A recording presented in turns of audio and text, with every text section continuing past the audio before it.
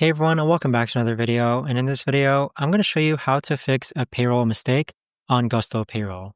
So this video is going to be particularly useful for individuals. Maybe you miscalculated payroll or payroll was accidentally run.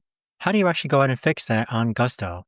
And if you haven't signed up for Gusto just yet, you can use my link down below in order to sign up. And once you run your first payroll, you'll get a $100 gift card Visa sent to you. So in order to fix a payroll mistake, all you've got to do is log on to Gusto.